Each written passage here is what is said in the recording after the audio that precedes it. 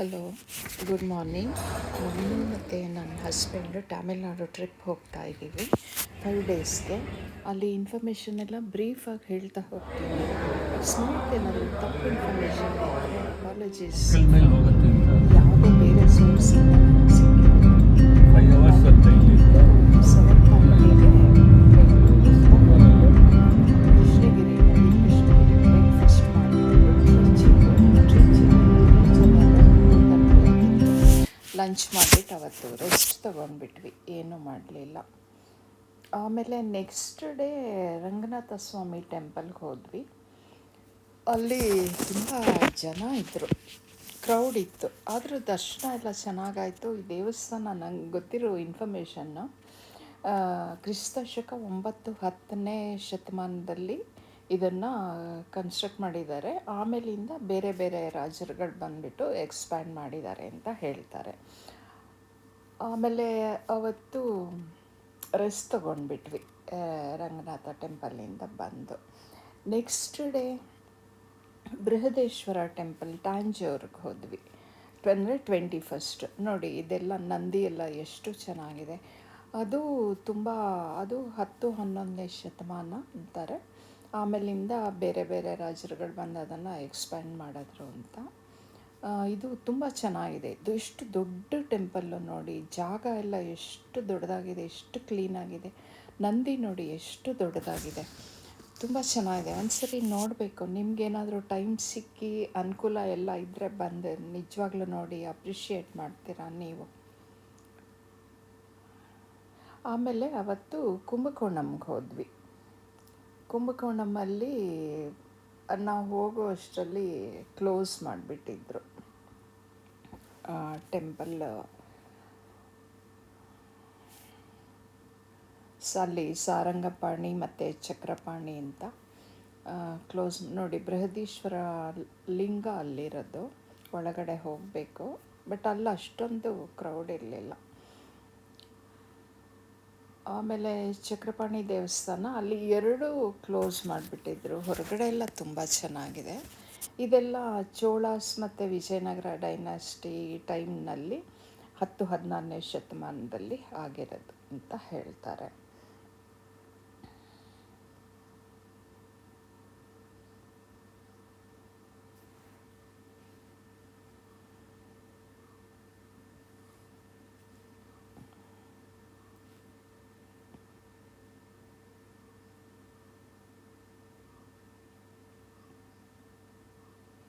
ನೋಡಿ, ಅದು ಬೃಹದೀಶ್ವರ ಅಂದರೆ ಅದು ಟೆಂಪಲ್ಲೇ ಅಷ್ಟು ದೊಡ್ಡದಾಗಿದೆ. ಅದು ತುಂಬ ಚೆನ್ನಾಗಿದೆ.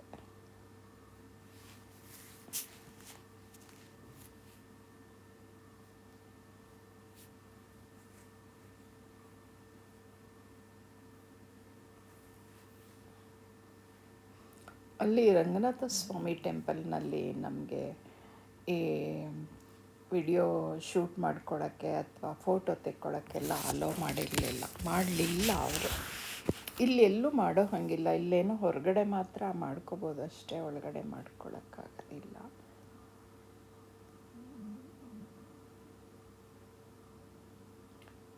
ಆಮೇಲೆ 22nd ನಟರಾಜ ಟೆಂಪಲ್ ಇದೆ ಈ ಚಿದಂಬರಮಲ್ಲಿ. ನೋಡಿ, ಇದು ಚಿದಂಬರಂ.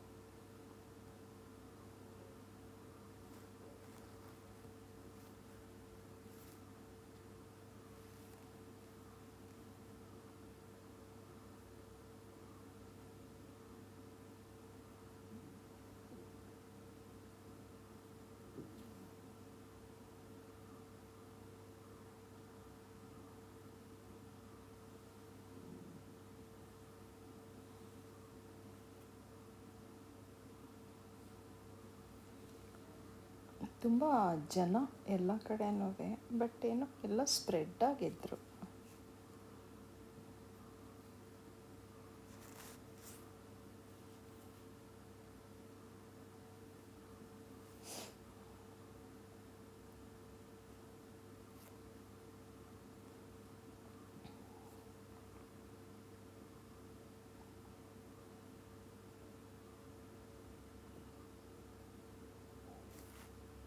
ಇಲ್ಲೇ ಸುಮಾರು ಹೊತ್ತು ಕಳೆದ್ಬಿಟ್ವಿ ನಾವು ಟ್ಯಾಂಜೂರಲ್ಲಿ.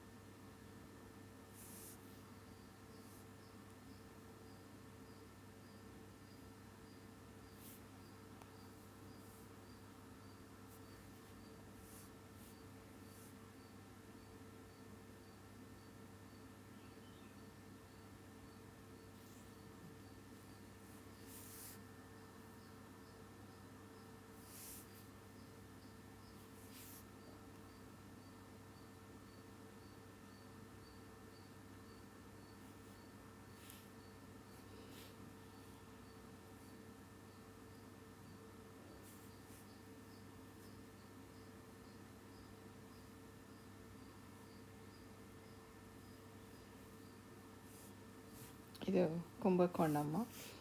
ಇದು ಸುಮಾರು ಅದೇ 10ರಿಂದ 16ನೇ ಶತಮಾನದವರೆಗೆ ವಿಜಯನಗರ ಡೈನಾಸ್ಟಿ ಮತ್ತು ಚೋಳ ಡೈನಾಸ್ಟಿ ರೂಲ್ ಮಾಡಿದ್ದು. ಇದನ್ನೆಲ್ಲ ಎಕ್ಸ್ಪ್ಯಾಂಡ್ ಮಾಡಿ ಎಲ್ಲ ಮಾಡಿದ್ದು.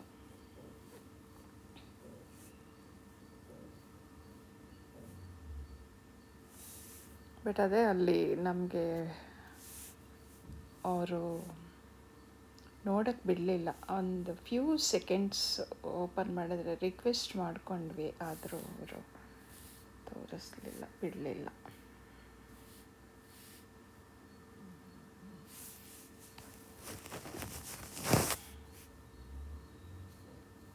ಬಟ್ ಎಲ್ಲ ಚೆನ್ನಾಗಿದೆ. ಆ ಗೋಪುರ ಮತ್ತು ದೇವಸ್ಥಾನ ಎಲ್ಲ ಕ್ಲೀನಾಗಿ ನೀಟಾಗಿದೆ, ಚೆನ್ನಾಗಿದೆ.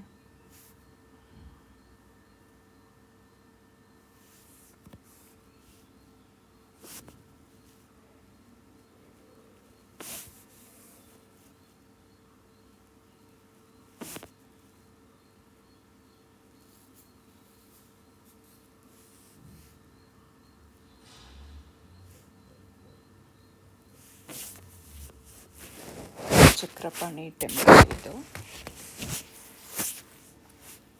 ಅದು ಕ್ಲೋಸ್ ಆಗಿತ್ತು. ಸಾರಂಗಪಾಣಿ.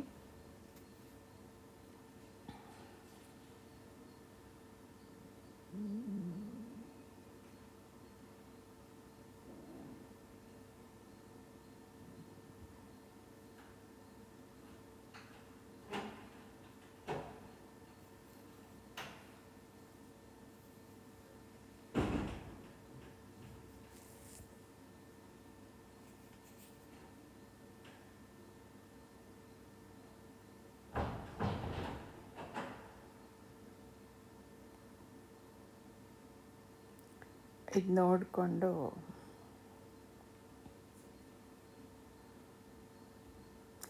ಅಲ್ಲಿ ಹೈವೇನಲ್ಲಿ ಲಂಚ್ ಮಾಡಿಕೊಂಡು ಟ್ರಿಚಿಗೆ ಹೋಗಿ ರೆಸ್ಟ್ ತೊಗೊಂಡ್ಬಿಟ್ವಿ ಅವತ್ತು.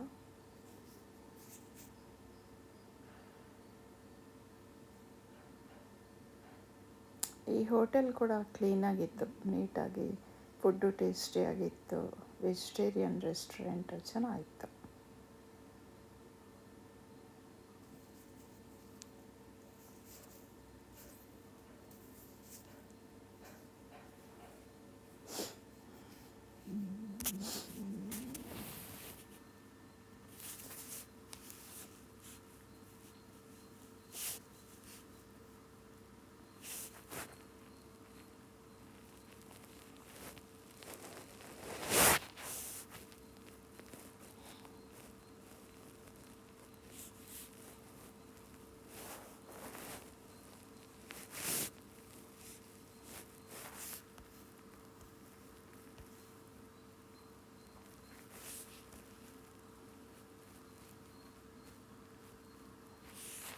ನೆಕ್ಸ್ಟ್ ಡೇ ಚಿದಂಬರಂಗೆ ಹೋಗ್ತಾ ಇದ್ದೀವಿ. ನಟರಾಜ ಸ್ವಾಮಿ ದೇವಸ್ಥಾನ, ಅದು ಡ್ಯಾನ್ಸ್ಗೆ ಫೇಮಸ್ಸು ಆ ದೇವರು ನಟರಾಜ.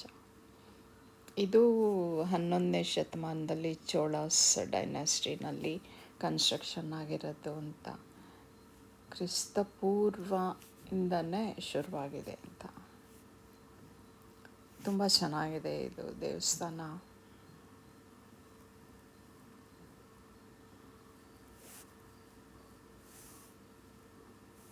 ಹನ್ನೊಂದನೇ ಶತಮಾನ, ಬಟ್ ಚೋಳಾಸ್ ಡೈನಾಸ್ಟಿ.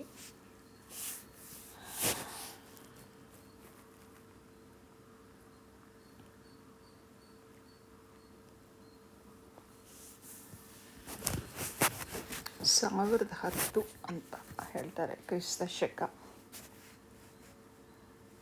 ನೋಡಿ, ಇದು ಎಲ್ಲ ಕಡೆ ಡ್ಯಾನ್ಸ್ ಪೋಸ್ಗಳೇ ಇರೋದು, ಡ್ಯಾನ್ಸ್ ಮಾಡ್ತಾ ಇರೋದು. ಅದು ಬೇರೆ ಬೇರೆ ಪೋಸ್ಚರ್ಸು ತುಂಬ ಚೆನ್ನಾಗಿದೆ. ಒಳಗಡೆ ದೇವರು ಅಷ್ಟೇ ಚೆನ್ನಾಗಿದೆ. ಇಲ್ಲಿ ಸ್ವಲ್ಪ ಕ್ರೌಡ್ ಇತ್ತು, ರೀಸನಬಲ್ ಕ್ರೌಡ್ ಇತ್ತು, ಅಷ್ಟೊತ್ತಿರಲಿಲ್ಲ.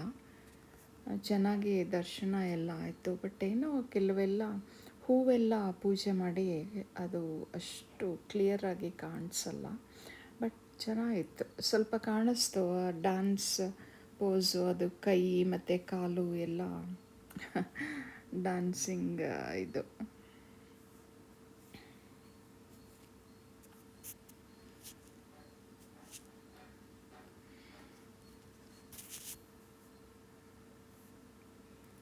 ಇದಾದಮೇಲೆ ಚಿದಂಬರಂ ಆದಮೇಲೆ ಅಲ್ಲಿ ಒಂದು ಬರ್ತಾ on the way to Trichy ಒಂದು ಸಮಯಪುರ ಅಂತ ಇದೆ, ಸಮಯಪುರಂ ಅಂತ. ಅಲ್ಲಿ ಒಂದು ಶಕ್ತಿ ದೇವತೆ ಅಂತೆ, ಅಲ್ಲೂ ಹೋಗಿದ್ವಿ. ಬಟ್ ಅಲ್ಲಿ ಇದು ಫೋಟೋಗ್ರಾಫ್ಗೆಲ್ಲ ಅಲೋ ಮಾಡಲಿಲ್ಲ, ಶೂಟ್ ಮಾಡ್ಕೊಳ್ಳೋಕ್ಕೆ. ಅಲ್ಲಿ ಹೋಗಿ ವಾಪಸ್ ಬಂದುಬಿಟ್ಟು ಅವತ್ತು ರೆಸ್ಟ್ ತಗೊಂಡ್ವಿ.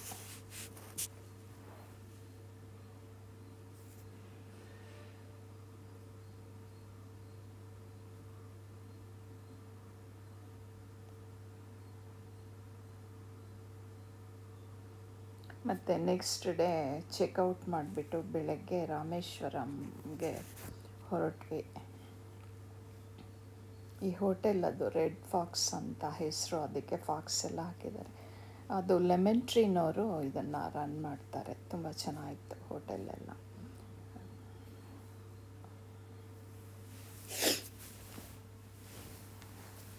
ಇಲ್ಲಿ ಹೋಗ್ತಾನೆ ನಾವು ರಾಮೇಶ್ವರಕ್ಕೆ ಹೋಗ್ತಾ ಅಲ್ಲಿ ಪ್ಯಾಮನ್ ಬ್ರಿಡ್ಜ್ ನೋಡಿಕೊಂಡು ಆಮೇಲೆ ಲಂಚ್ ಮಾಡಿಕೊಂಡು ಧನುಷ್ಕೋಟಿಗೆ ಹೋದ್ವಿ. ಅಲ್ಲಿ ರಾಮನಾಥ ಟೆಂಪಲ್ ಇರೋದು. ಆ ಟೆಂಪಲ್ನಲ್ಲಿ ರಾಮ ಒಂದು ಲಿಂಗ ಪ್ರತಿಷ್ಠಾಪನೆ ಮಾಡಿದ್ದಾರೆ ಅಂತ ಹೇಳಿ ಅಲ್ಲಿ ಪೂಜೆ ಮಾಡ್ತಿರೋದು ರಾಮ ಮತ್ತು ಲಕ್ಷ್ಮಣ ಇಬ್ಬರು ಅಲ್ಲಿ ಇದೆ. ಅದು ಒಂದು ಶ್ರೀಲಂಕಾ ಜೊತೆ ರಾವಣನ ಜೊತೆ ವಾರ ಆದಮೇಲೆ ವಿಕ್ಟರಿಗೆ ಅದು ಪ್ರತಿಷ್ಠಾಪನೆ ಮಾಡಿದ್ದ ಅಥವಾ ಹೋಗೋಕ್ಕೆ ಮುಂಚೆ ಮಾಡ್ಕೊಂಡಿದ್ದ ಅನ್ನೋದು ಗೊತ್ತಿಲ್ಲ. ಅಲ್ಲಿ ಗೈಡ್ ಯಾರೂ ಇರಲಿಲ್ಲ, ಯಾವ ಕಡೆಯೂ ಇರಲಿಲ್ಲ. ಆ್ಯಂಡ್ ಎಲ್ಲ ಕಡೆ ಲೋಕಲ್ಸ್ ಒಬ್ಬರೂ ಇರಲಿಲ್ಲ, ಹಾಗಾಗಿ ಕರೆಕ್ಟ್ ಇನ್ಫಾರ್ಮೇಷನ್ ಸಿಗಲಿಲ್ಲ. ನೋಡಿ, ಟ್ರೈನು ಹೋಗ್ತಾ ಇದೆ ಆರಾಮಾಗಿ.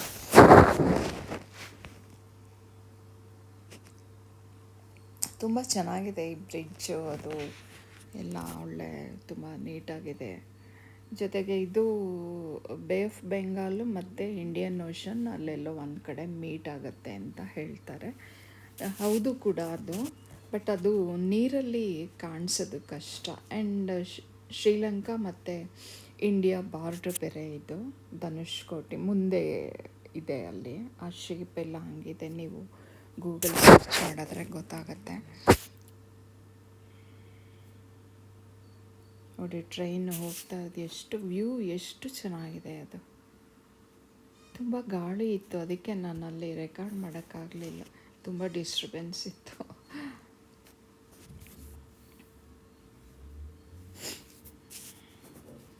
ಆಮೇಲೆ ಅವತ್ತು ಇಲ್ಲೆಲ್ಲ ಮುಗಿಸ್ಕೊಂಡು ಇಲ್ಲಿ ಟೆಂಪಲ್ ಸಿಕ್ಕಾಬಟ್ಟೆ ದೊಡ್ಡದು. ಅವತ್ತೆಲ್ಲ ಕಾಲು ನೋವು ಬಂದುಬಿಟ್ಟಿತ್ತು, ಅಷ್ಟು ಓಡಾಡಿದ್ದೀವಿ ಅಲ್ಲಿ. ಟೆಂಪಲ್ಲೆಲ್ಲ ನೋಡಿಕೊಂಡು ಆಮೇಲಿಂದ ಅಲ್ಲಿಂದ ವಾಪಸ್ ಹೋಗಿ ಸ್ಟೇ ಮಾಡಿಬಿಟ್ಟು ನೆಕ್ಸ್ಟ್ ಡೇ ಬೆಳಗ್ಗೆ ಎದ್ದು ಬೆಂಗಳೂರಿಗೆ ಹೋದ್ವಿ. 24th ರಾತ್ರಿ 8 ಗಂಟೆ ಆಗಿತ್ತು ಹೋದಾಗ.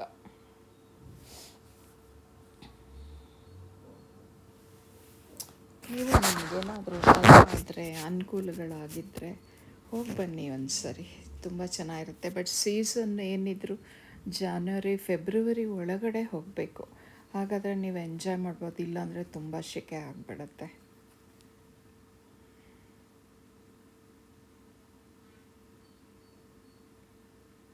ಆ್ಯಕ್ಚುಲಿ ನಂಗೆ ಹೋಗೋಕ್ಕೆ ಮುಂಚೆ ಪ್ರೀವಿಯಸ್ ಡೇ ನನ್ನ ಮೈ ಚೆನ್ನಾಗಿರಲಿಲ್ಲ, ಫೀವರ್ ಎಲ್ಲ ಬಂದುಬಿಟ್ಟಿತ್ತು. ಆಮೇಲಿಂದ ಸರಿನೇ ಹೋಯಿತು. ಹಾಗೆ ನೋಡಿ, ಇದೆ Dhanushkodi.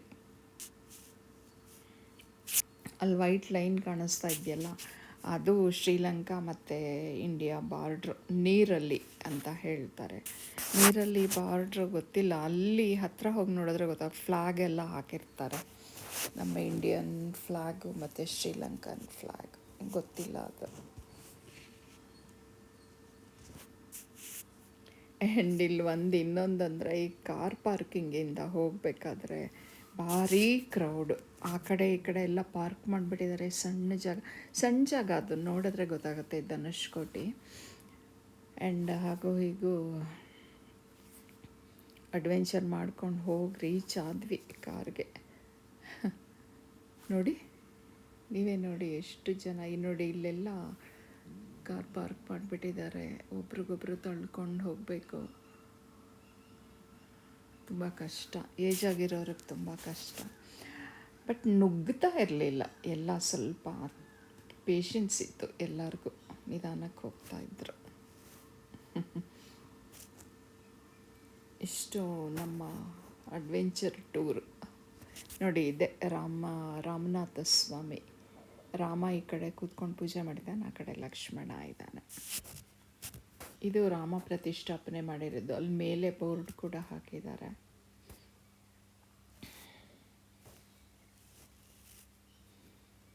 Okay, see you, take care. ಇನ್ನು ಬೆಂಗಳೂರಿಗೆ ಹೋಗಿ ರೀಚ್ ಆಗೋದು, ಆಮೇಲೆ ಮತ್ತೆ ನೋಡ್ತೀನಿ. ಟೇಕ್ ಕೇರ್, ಬಾಯ್.